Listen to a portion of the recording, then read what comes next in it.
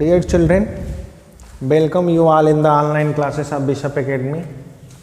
In the last class, we shall discuss about the applications of total internal reflection, in which we have to study about mirage and sparking of diamond, यानी कि brilliance of diamond भी जिसको कहते हैं, diamond का चमकदार होना। ये दो जो कारण हैं वो टोटल इंटरनल रिफ्लेक्शन की वजह से हैं।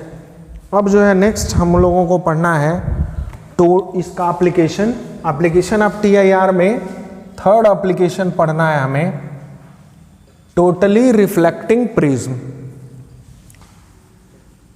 इससे भी क्वेश्चन पूछा जाता है, टोटली रिफ्लेक्टिंग प्रिज्म।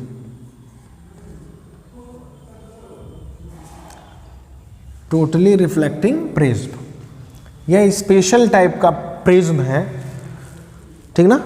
इसका डेफिनेशन हम क्या देते हैं, इट इज एन राइट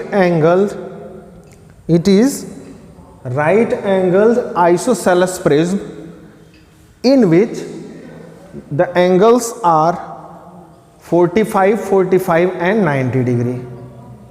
यानी कि एक ऐसा प्रिज्म जिसमें दो प्रॉपर्टीज होनी चाहिए, एक तो वो राइट एंगल हो और आइसोसेलेस हो, यानी ये दोनों साइड इक्वल हो, तो आपका ये एंगल 45 डिग्री होगा। ऐसे प्रिज्म को हम कहते हैं टोटली रिफ्लेक्टिंग प्रिज्म, ठीक। ये है आपका टोटली रिफ्लेक्टिंग प्रिज्म। और चूंकि ये जो होता है वो ग्लास का बना होता है, तो इसका जब हम क्रिटिकल एंगल निकालते हैं तो 42 डिग्री होता है। ये हमें ध्यान रखना है, इसका क्रिटिकल एंगल जो है 42 डिग्री होता है। तो 42 डिग्री इसका क्रिटिकल एंगल है। अब जो है हमें इसका जो है फंक्शन जानना है कि कैसे इसको यूज करते हैं हम। तो इसका तीन तरह से यूज किया जाता है। पहला, टू डेविएट अ रे थ्रू 90 डिग्री। फर्स्ट इसका यूज है टू डेविएट अ रे एट 90 डिग्री। 90 डिग्री डेविएशन के लिए हम इसका जो है इस्तेमाल करते हैं। तो इसमें जो है हम देखते हैं फिगर में कैसे इसको यूज करते हैं। इसका डायग्राम ही इम्पॉर्टेंट है, यही इसी पर बेस जो है क्वेश्चन आपसे पूछा जाता है। यह आपका राइट एंगल है, प्रिज्म को इस तरह से रखना होता है, राइट एंगल है, और इसके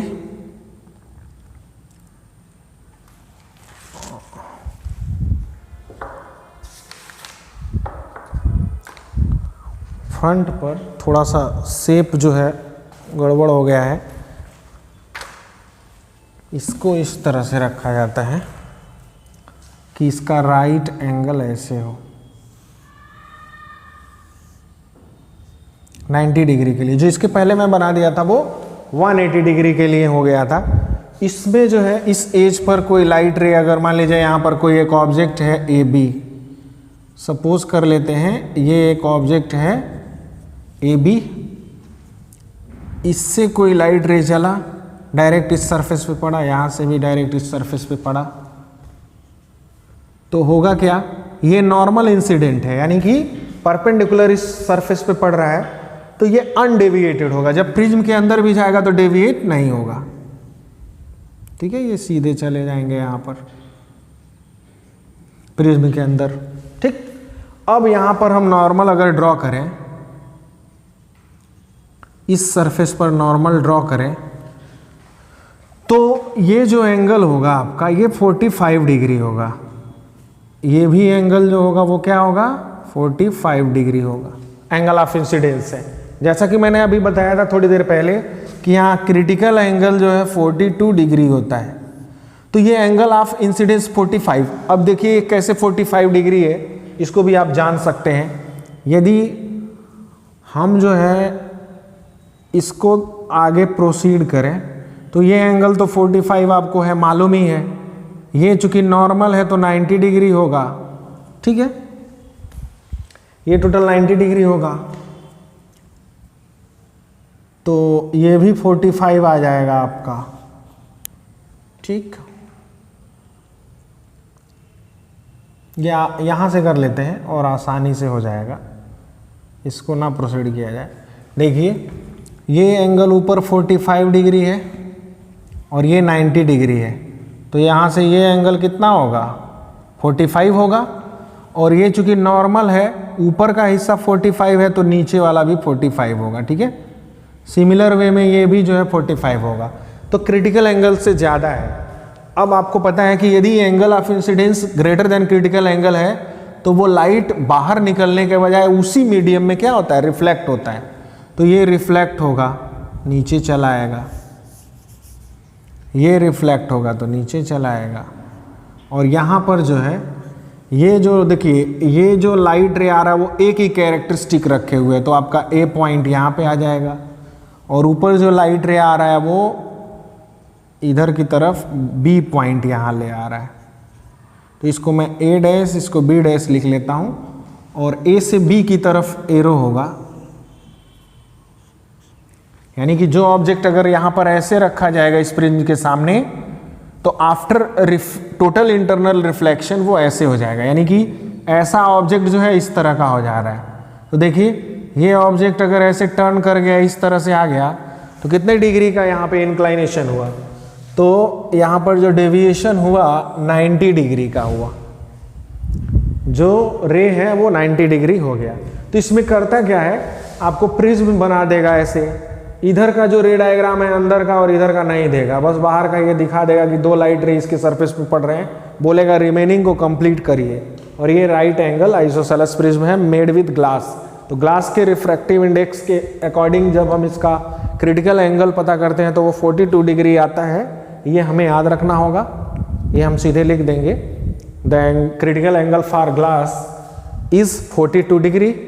और फिर यहाँ पर बताओगे कि एंगल ऑफ इंसिडेंस 42 से ग्रेटर है, बड़ा है, इसलिए यहाँ टोटल इंटरनल रिफ्लेक्शन होगा और जो ऑब्जेक्ट है वो 90 डिग्री इंक्लाइंड होगा, टर्न हो जाएगा, डेविएट हो जाएगा।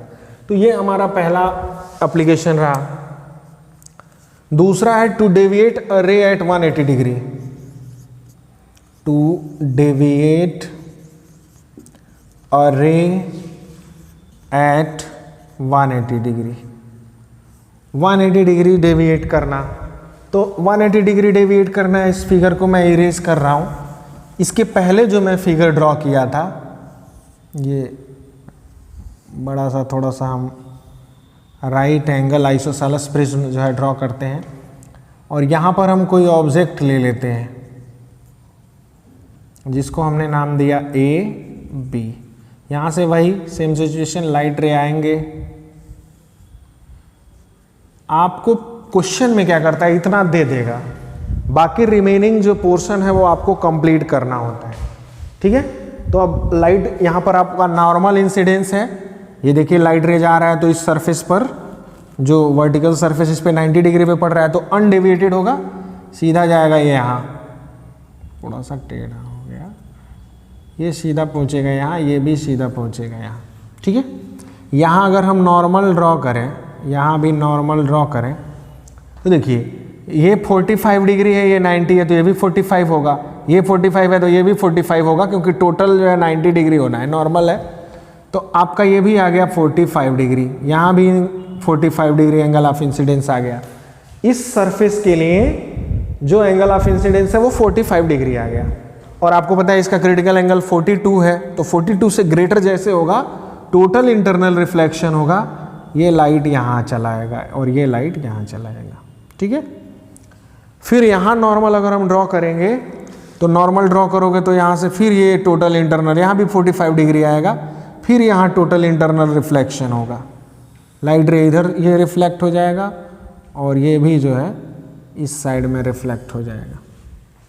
ठीक है, अब देखिए लाइट रे यहाँ से सीधा पड़ा, यहाँ पर गया, यहाँ से रिफ्लेक्ट हुआ, ये नीचे आया और फिर रिफ्लेक्ट हुआ तो इधर चला गया।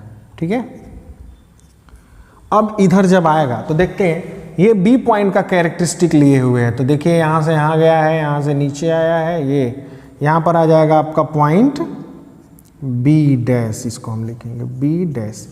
नीचे वाला ए जो है यहाँ पर गया है पहले, फिर यहाँ आया और फिर आके ऊपर हो गया है, तो ये हो गया ए।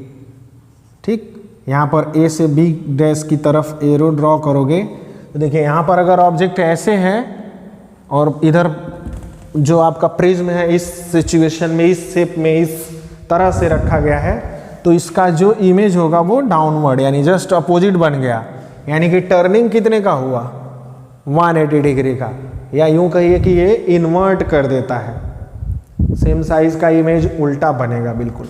तो ये आपका जो है डेविएशन हो गया 180 डिग्री का। थर्ड में आपको पढ़ना है कि इमेज को इन्वर्ट कर दे, इमेज को इन्वर्ट कर दे। यहां पर 180 डिग्री का इन्वर्जन हुआ है, इमेज इन्वर्ट कर दे, इसको मिटाते हैं।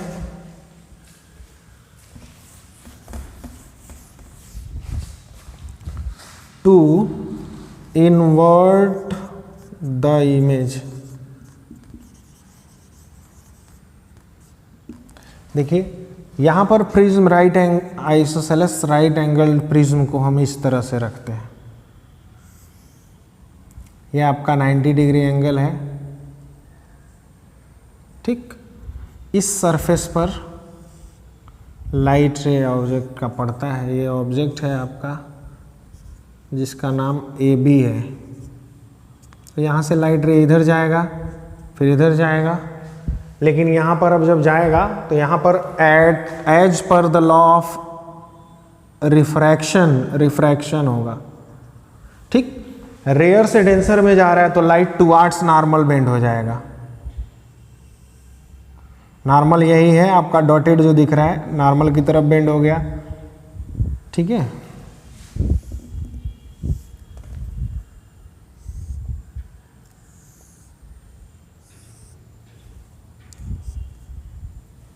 ये भी लाइट रे जो है टुवार्ड्स नॉर्मल बेंड होगा, यहाँ आएगा। फिर यहाँ पर जब हम नॉर्मल ड्रॉ करेंगे तो ये एंगल ऑफ इंसिडेंस 45 डिग्री होगा, जिसकी वजह से यहाँ टोटल इंटरनल रिफ्लेक्शन होगा और ये भी टोटल इंटरनली रिफ्लेक्ट होगा, यहाँ चला आएगा।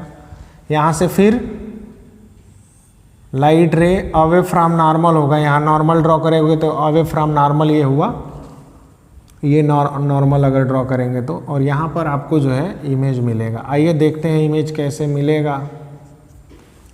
बी का जो कैरेक्टरिस्टिक है वो ये लिए हुए हैं, यहाँ पर बी डैश आ गया। ए का कैरेक्टरिस्टिक लिए हुए ऊपर वाला है, तो यहाँ पर ए हो गया, A dash to B dash arrow बनाएंगे। देखिए यहाँ ऑब्जेक्ट आपका अगर ऐसे है तो वहाँ इमेज जस्ट उल्टा बना हुआ है। तो यहाँ पर तीन तरह से यूज किया जाता है। तीनों में क्वेश्चन पेपर में क्या करता है, बस ये इंसिडेंट रे दिखा देगा, रिमेनिंग पोर्शन आपसे कहेगा कंप्लीट करने के लिए।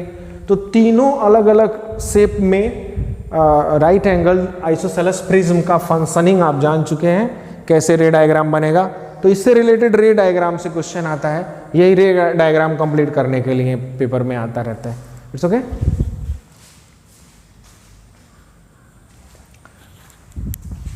अब जो है जो नेक्स्ट फंक्शन है वो हम लोग नेक्स्ट वीडियो में पढ़ेंगे। इस वीडियो में इतना ही। Thank you, have a nice day.